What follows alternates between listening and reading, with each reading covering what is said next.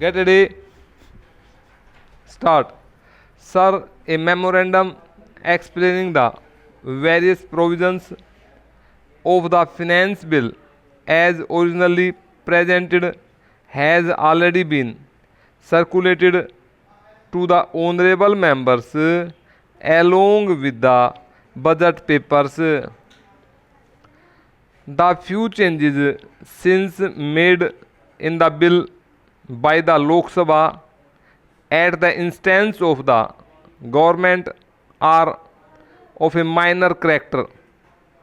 These changes, which are the result of a careful examination of the various suggestions made by the honorable members of both the houses and representations received from outside, are intended mainly to remove hardship in certain special types of cases.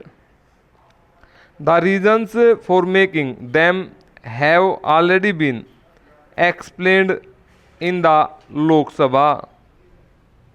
I do not therefore intend to vary the House with an elaborate explanation of the several clauses of the bill as passed by the Lok Sabha, but shall confine myself to explaining the structure of the bill in general terms. Dealing first with the direct taxes, the provisions of the bill are in two parts. One part deals with modifications in the rates of taxes. In this category are three provisions. One relates to personal taxes, in which small increases have been made for incomes over rupees 70,000. Another change is a modification in the scheme of corporation taxes. As explained in the budget speech, this scheme is an integrated whole, and the provision for a tax on the occasion of issue of bonus shares follows from the fact that the dividends are based not on capital employed but on the paid up capital.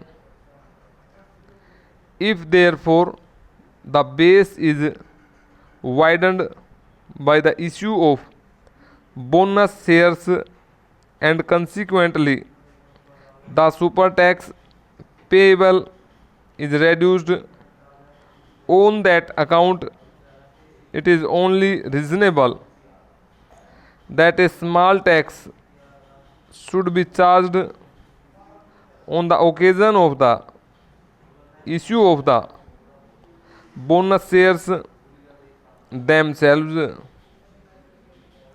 The tax is not on the shareholder but on the company. The third provision relates to taxes on registered firms. The justification for this tax is to levy a small charge for the benefits that accrue to partners on account of their corporate functioning. In order that small people may not be adversely affected, we have already changed the original provisions of the bill to the extent of having a free slab of the first rupees 40,000 of the income, which will be free from that tax. Now, equally important from the point of view of the revenue resources of the government are the other provisions of the bill